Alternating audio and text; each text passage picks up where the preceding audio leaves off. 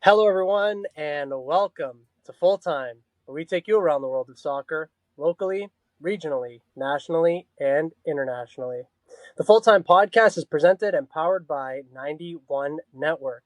You're listening to Season 6, Episode 9 of Full Time. I'm your host, Daniel Scarpino, and with me is our co host, Gitano Gallo. Before we begin today's show, we'd like to take a moment to thank our sponsors. The Full Time Podcast is sponsored by Little Caesars Pizza. With their two locations in Sault Ste. Marie, Ontario, you can download and access the Pizza Portal app so you can enjoy a delicious hot and ready pizza from Little Caesars today. The Full Time Podcast is also sponsored by Sioux Sports. To check out Sioux Sports and all of their articles, announcements, and streaming platforms, including True House Media and True North Radio, visit siouxsports.com as well as Sioux Sports TV on YouTube, Facebook, TikTok, and Instagram. We remind our listeners that recordings of Full Time occur weekly or bi-weekly, and uploads to all of our platforms for public viewing and listening occur weekly or bi-weekly as well. Folks, we are delighted to bring you this episode of Full Time where we get to talk about the beautiful game. G, how are you tonight, sir? I'm doing good. Managed to avoid all the rain, so stayed relatively dry today. How about you, Scarps? How you doing today? I'm doing great, man. First day back to school, and great to be back with all the students and back to a normal routine. So life is definitely good. In today's show, we will take one final look at the summer transfer window as it is now officially closed for 2025. As always, if anyone would like to listen to our previous content, please check us out at Full Time on all platforms of 91 Network. And without further ado, Gitano, and to everyone who has taken the time to tune in here today, let's kick off. Today's show is all about the summer transfer window. We will have one final look at the major dealings in the world of football as the transfer window is officially closed for 2025 and will reopen in January 2026. The following transfer market news comes from The Guardian. First, it's Alexander Isak, who goes from Newcastle to Liverpool for $125 million.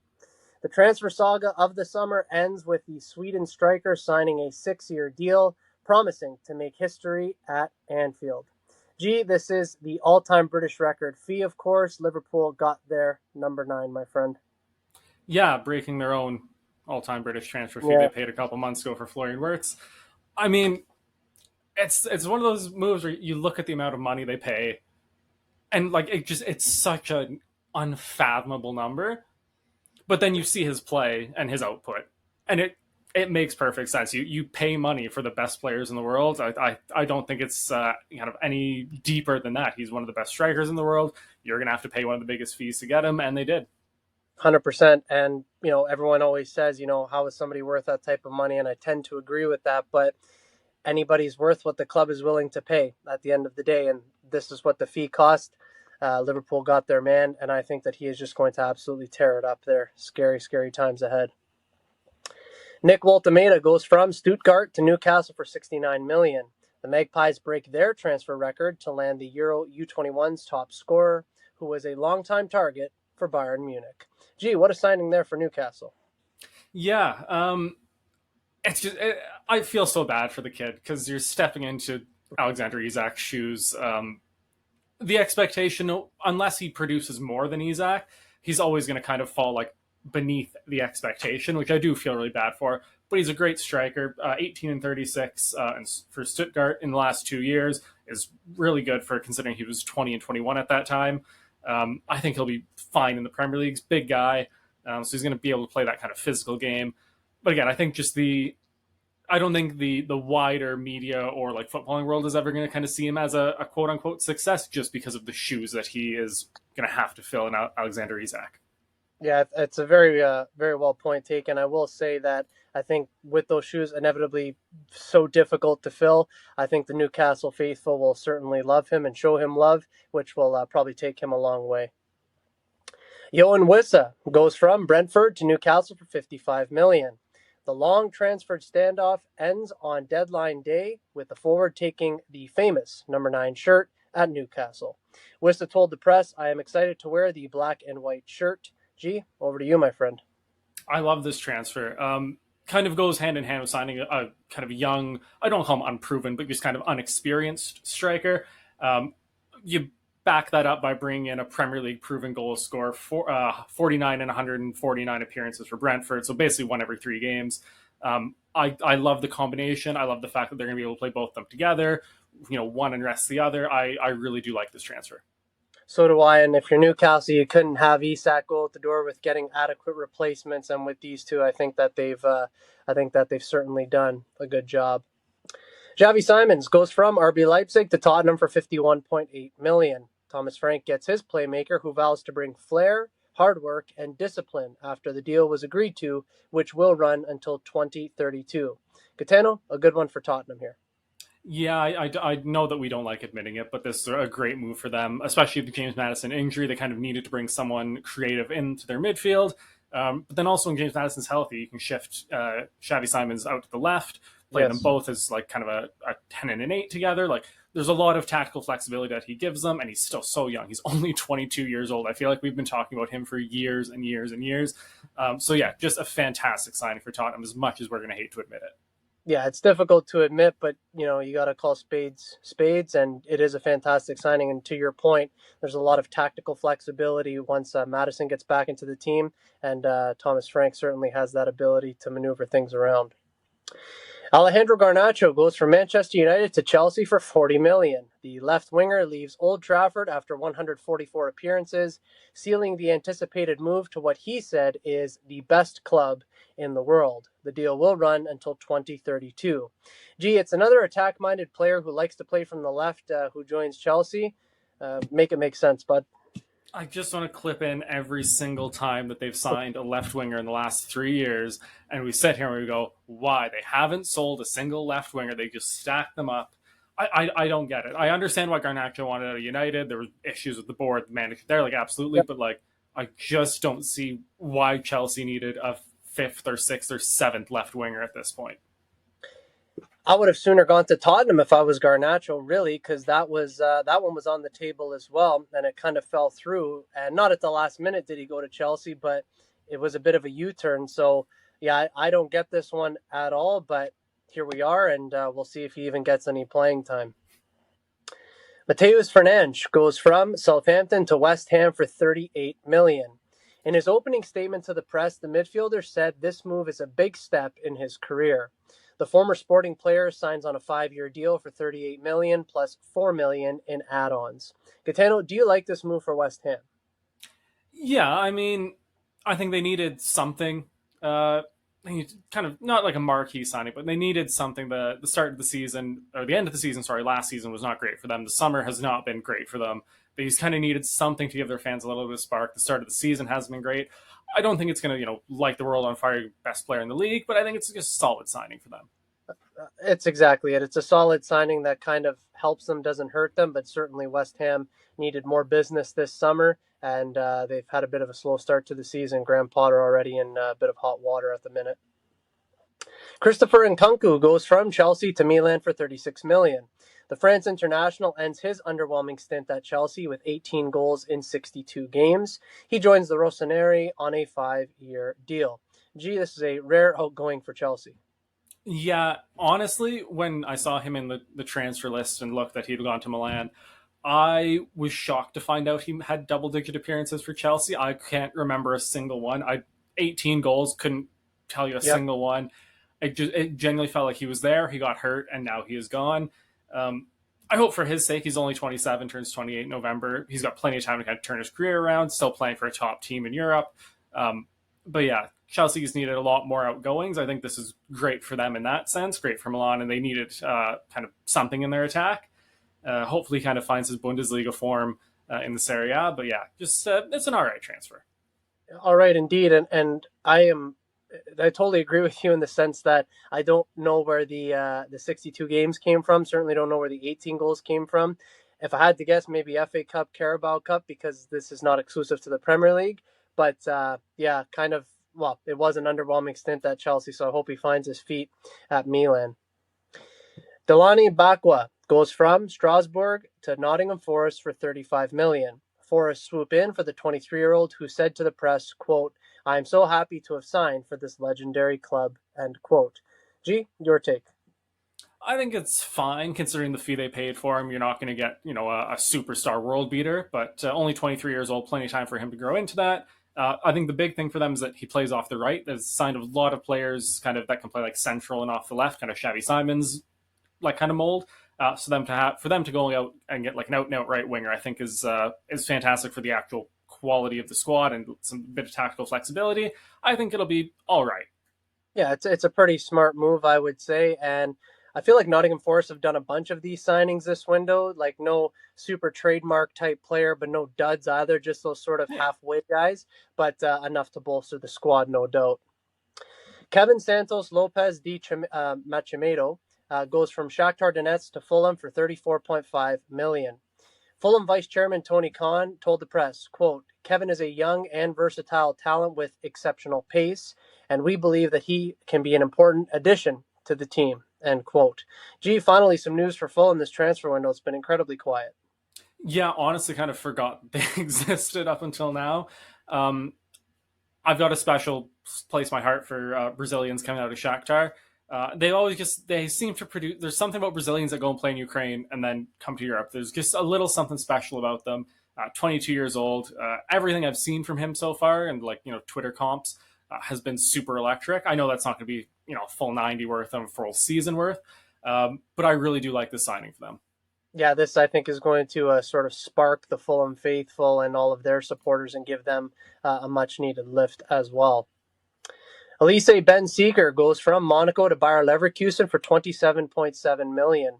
The homegrown creative talent at age 20 joins what he called the flagship club for German football on a 5-year deal which could reach up to 37 million with add-ons. G, take it away.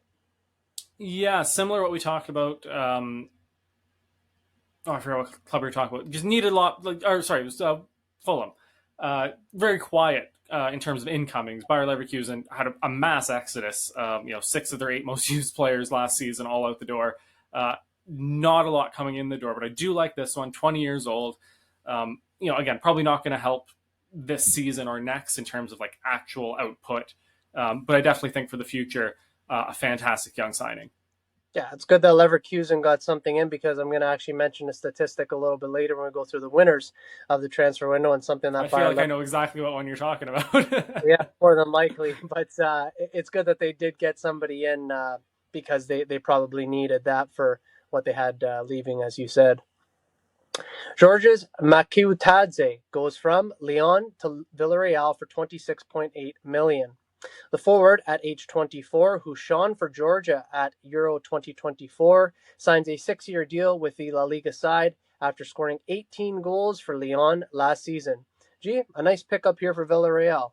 Yeah, especially when you look at the fee they paid for him and his age. Like he's only turning 25 in October. Like I said, coming off a great Euros. I love the fact that they waited a summer to sign him after the Euros instead of doing the panic like wonder signing from the tournament. But yeah, I think for the amount of money they paid for him, I think the quality they're going to get out of him, I think it's maybe one of the better deals in terms of just like actual value of the entire window. Yeah, no, well said. And I think Villarreal is on to make a top 4, top 5 run in La Liga this year, by the way. I really do believe that. And finally, Gianluigi Donnarumma goes from PSG to Manchester City for 26 million. Still only 26 years old, the freshly crowned Champions League winner moves to England after 5 years in Paris.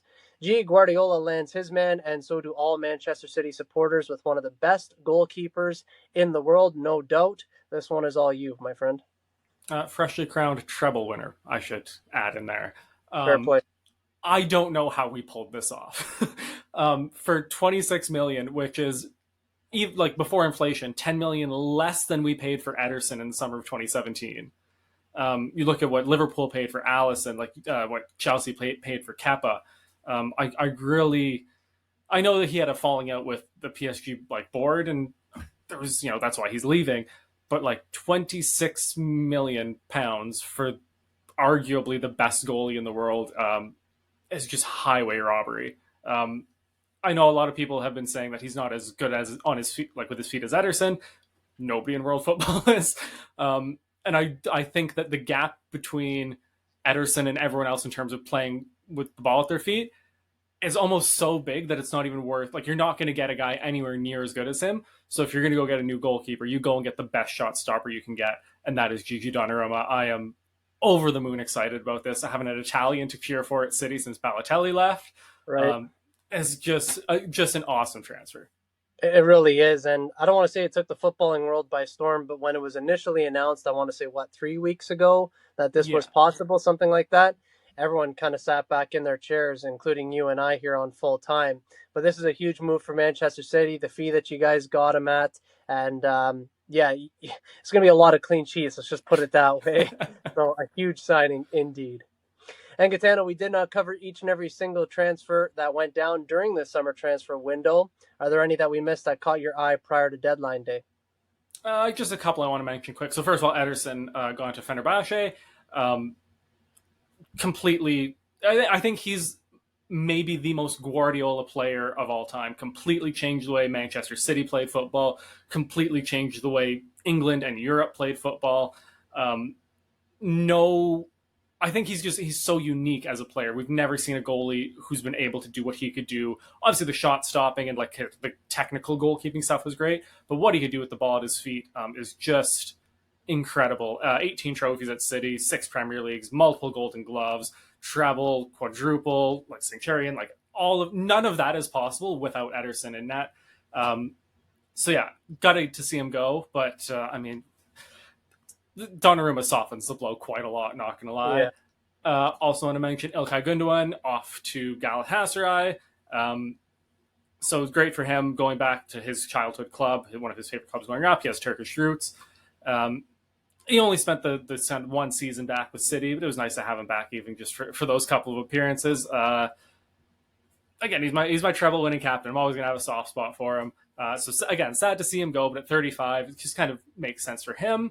And then the last one is not City related, but it's Nicholas Jackson to Bayern Munich on loan with I don't know if it's an obligation or option to buy. The reports I were reading were kind of varied. But Bayern are paying about 16 to 18 million in the loan fee. And then I don't know if it was option or obligation. Gets the total fee to around 70 million euros, which to me for Nicholas Jackson is just insane. I know he's only 24, but he's just never. When you look at the fees paid for other strikers that have put out similar output to him, 70 million is just like super duper inflated. And if Bayern were going to spend that money on a striker, they could have definitely got a much better striker than Nicholas Jackson. Yeah, you make so many good points there. And I can't remember if it's Gundogan or Ederson who's coming back to Manchester City for a Champions League match in the new year, perhaps. It will be Gundogan because Leroy Sané is also at Galatasaray, so we're getting them back. We also get Kevin De Bruyne back with Napoli, which should be super nice. Yeah, no doubt. So, again, in the case of Ederson, I don't know. I have a soft spot for guys like that. Like, I wish he would have gotten a proper send-off, and who knows, maybe one day he will. Yeah. But, yeah, you make some good points there with the 3 that you mentioned. I'm just going to go with an Arsenal one for me. Piero Hincapi to Arsenal on loan. Hopefully he will sign afterwards because it looks like Jakub Kivior is going to go out the door. So a lot of hope there for him at center back. He's a ball-carrying center back. Can't put him in the same bracket as John Stones, but kind of similar with that sort of potential. So I like that signing for Arsenal, albeit it is just a loan deal. And now that the summer transfer window is over, let's talk a little bit about our winners of the transfer market, those clubs that did the best business. Gitano, can you give us your top 5 and any honorable mentions that you have for the winners of this year's transfer window? As much as I don't want to say it, Liverpool have had the best transfer winner. Like, they are the outright winner. They spent their way to the top of that list, don't get me wrong, but they spent really well. Isak, Wirtz, Frimpong, just Ekitike, like just... And I know there's even more than that. The left back, Kirkez, like they've just the Italian center back. It's one of the best transfer windows of all time. Yes, they spent £500 million to do it, but that's the cost of running a successful football club. Also keeping England, Arsenal, I will say, are one of my top 5. Finally went out and got that striker, solidified the attack with Eze and Madueke. Zubamendi in midfield was great. And then just a couple little ones here and there just to kind of piece it all together. A really, really great window for them. And then last but not least, Real Madrid, they did a lot of their business early in the window. We kind of forget about it. But Alexander Arnold and Dean Huysen, um, plus the youngster Franco Mastenuonu. Yeah. You know what I'm talking about. I The wanted to say, Argentinian. yeah. Yeah. Yes. And really, considering the only exits were Luka Modric, who was 38 years old, and Lucas Vasquez, like, that's a pretty fantastic window for them. And yeah, those would be like my like outright winners. Yeah. Fair enough. I've got, well, to start anyways, Liverpool. Out of, this transfer window, it would be a 10 out of 10 if they would have landed Mark Gahey. That literally fell through at the last minute. I think if they would have got Mark Gahey, that would have been a 10 out of 10 window. I'll give it a 9 out of 10 because it just wasn't perfect, but it's the best transfer window that we've ever seen. No doubt about it. Arsenal, I think that they've strengthened their squad in every position and they landed a world-class striker. So got Liverpool, Arsenal. I'm also going to throw Newcastle in there. And the reason why is because for what they lost and how they replenished and some, I think that that's a remarkable transfer window with a lot of work given the fact that they were in several difficult spots. So I'm putting Newcastle in my winners. I'm also putting Manchester City in my winners. Key transfers to bolster their squad, especially that last one there with Donnarumma. I think that Manchester City are bound to have a good season, at least one trophy for them. And as well, I'm putting Atletico Madrid in my top five. Very active, and they managed to strengthen their squad. Slow start to the season, but those signings will come good. A couple of honorable mentions. I said I was going to say it about Bayer Leverkusen. By the numbers, they were the top sellers this window. They sold the most and they brought in the most money. So I think that that could be reinvested in the future. PSG, simple and smart business. And I'm going to throw Nottingham Forest in there as well because they brought in a fair bit of players to bolster their European hopes this season. And just as there are winners, there are also the losers. G, who are your losers of this transfer window? So just before losers, the only reason I don't have City, and it had, like, they had a really good window, don't get me wrong, but I think just the glaring hole at right back and the fact that not only did we not get a right back, we weren't even like linked with a right back all summer. To me, that keeps the window from being like a good window. It was an okay window. But it's funny that you mentioned Bayer Leverkusen in your winners because I actually had them in my losers. So Wirtz, Frimpong, Ta, Adley, Xhaka, Hrdecki, Kusunu, and Hincape, who all made 20 or more appearances in the title-winning season, all gone. Again, not enough kind of brought in to replace them. And I will say that I do feel bad for Erik ten Hag, who's been sacked after a couple games. The board kind of sewered him. They brought him in, basically sold all of the core of that team, did nothing to replace them. So yeah, I think he got hung out to dry there. But I don't think they had a great summer. I also Bayern Munich. I'm keeping Germany, and not that they had a bad window, not that they made like terrible signings. I just don't think they did enough. I know like they're gonna kind of run the Bundesliga, obviously, but to really like challenge in Europe, I don't think they've kind of made any major acquisitions or really done much to really bolster themselves. They missed out on Nico Williams. They missed out on Marcus Rashford. Really only got Jonathan Tah in the door, and I think that was a free transfer. But they lost Sane, they lost Muller, they lost Coleman.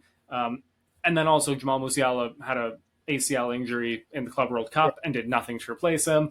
And then Luis Diaz was the big signing, who is a good signing, but I don't think when you look at kind of what they lost, he doesn't replace that on his own. And then, like we just mentioned briefly, Nicholas Jackson, just not it. Yeah, no, well said. And I just want to go back to Bayer Leverkusen. I put them in my honorable mentions only because what they did win is the financial gain. They didn't win anything on the pitch, obviously, because they lost so much, but they certainly won the financial aspect of it because they were top sellers. But I agree with you from a on-field perspective. I think it could be a disastrous season for them. My losers of the transfer window, Gitano, Barcelona, basically no business, financial instability, and they did miss out on some of their targets that they had mentioned, I guess, very loosely. I'm also putting Bayern Munich in there as well, an elite team with basically limited business, and they don't need to really strengthen for the league, but to your point, they need to strengthen for Europe. They didn't do that. I'm putting Wolves in my losers as well. For what they had going out the door, they didn't really replenish that squad nearly enough, and I predict them to go down. We did that in our preseason show. I think that this hurts them even more now, personally. I'm going to put Manchester United in there only because I think it's kind of funny, but they did bring in a couple of guys. I tried to be the bigger man, Scarps. I tried.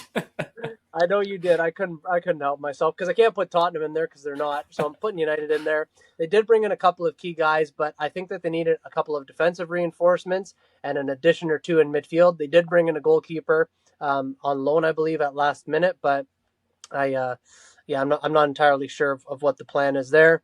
And I'm also checking in Chelsea just because they had massive spending this window, but it was a lot of the same sort of stuff. So I don't think that actually improves their squad. Honorable mention as well, just one, Aston Villa.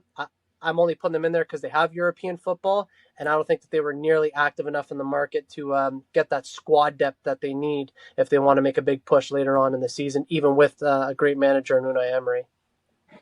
And G, who for you was the best signing of the 2025 summer transfer window? It's really hard to look past Alexander Isak. And it feels like a kind of a cheap one. Well, not cheap because he's the most expensive player in British transfer history. But it feels kind of like obvious to pick that. But I genuinely do think that he is going to have the biggest impact. I think any team in the world would have wanted to have signed him. So yeah, I think it's kind of a no-brainer there. Yeah, I'm fully with you. We knew that this deal was likely going to happen. It was like a 95% chance. It happened late, but he's a Liverpool player. You can't really look past it. In my opinion, it is also the best signing of the 2025 summer transfer window. And how about Gitano, the most surprising signing of the transfer window? It's funny in kind of the era of Fabrizio Romano and like all these in the knows. Not a lot of you don't get a lot of surprise signings, but I will say and it's more just kind of not just the transfer itself, but everything around it, like the fee, like Donnarumma to City. Who at the beginning of the window would have expected that? If you had told me at the beginning of the window that we had signed Donnarumma, I would have expected it to be in the north of 75, 80 million euros. But to get a keeper of his quality for 26 million euros, he's 26 years old. I just like that. If you told anyone that at the beginning of the summer, I don't think they would have believed you. 100%. And I have a difficult time separating two, one of which being Donnarumma, but I'm also throwing in Eberechi Eze because that deal, we were linked with the player forever, and then all of a sudden it completely went quiet, out of sight, out of mind. Tottenham jump in, basically Havertz gets hurt, we're in for him, and all of a sudden Arsenal land him. That one really surprised me because I truly and honestly thought that deal was off. And then obviously he was almost confirmed at Tottenham at that point. Yeah, the deal was more or less done. So I think between Eze and Donnarumma, those have got to be my two shock transfers of the windows, or if not a shock, certainly a surprise. And Gitano, what would you give this transfer window out of 10? Honestly, we haven't seen one like this before. What would you give it out of 10? It's got everything that you would want from you had the big blockbuster massive money signings, you had the big shocks, you had actual great value deals. I don't want to give it a 10 out of 10, but I'll give it a 9.5 out of 10 for sure. Yeah, I'm giving it a 9. I can't call it perfect, but this transfer window did have a little bit of everything, including all the drama that we so desperately love, even on deadline day. So I'm going to give it a 9. Again, we haven't seen a transfer window quite like it, whether you love it, whether you hate it. I don't think anybody in the world of football has ever seen a transfer window like this one. And with that, the summer transfer window is officially closed for another season. Gee, what a pleasure it was covering it with you, man. Yeah, I'm so glad we finally got to talk about Arsenal signing a striker for you. We've been 3 years of this show, and that was the first real striker you've signed. So I was really happy to see that for you. I appreciate that, man, and I'm glad that we got a striker through the door as well because we've been banging on that door for 3 years and plugging away on it on our show, and now we don't have to, or I don't have to complain anymore. The final numbers from the summer transfer window are as follows. 1,703 deals complete across the world of football and a total of £6.7 billion spent. This is Daniel Scarpino and Gitano Gallo, and you're listening to the Full-Time Podcast on 91 Network. A reminder that Full-Time is sponsored by Little Caesars Pizza and Sioux Sports. Check out the Pizza Portal app for a quicker, easier way to get your next hot and ready pizza from Little Caesars. And be sure to check out Sioux Sports at siouxsports.com and Sioux Sports TV on YouTube, Facebook, TikTok, and Instagram. Ladies and gentlemen, that is Full Time. As we bring today's show to an end, we want to extend our greatest thanks to all of you, our wonderful listeners, for tuning in. G, as always, well done, brother. Well done to you as well. Again, thank you for having me. Glad that your school year has started. Glad that's going well for you. And just thank you for, and end of summer. It's just been a fantastic time. I appreciate the fuck out of you, Scarps. I'll censor that. Sorry. Appreciate that, man. Really do. Glad for everything. Glad that we have our show. Glad that we can be connected in this way. And it was a great summer, and now we get back to a much different grind, but one grind that doesn't stop, and that is right here on Full Time, us talking about the beautiful game. A reminder to our listeners that the next episode of Full Time will be recorded the week of September 22nd, 2025. In that show, we will take a look at Europe's Big Five as well as the MLS. We will preview the Champions League, and we will delve into some local and provincial soccer. As always, we'll keep everyone in the loop with all of the happenings in the world of football. For weekly content, make sure to hit like, follow, and subscribe to all platforms of 91 Network on YouTube, Spotify, Apple Music, Facebook, Instagram, X, TikTok, Podbean, and Spaces at SiouxToday.com. For Gitano Gallo, my name is Daniel Scarpino, and thank you for tuning in to Full Time. We look forward to seeing you at kickoff next time back here on the Full Time Podcast and 91 Network.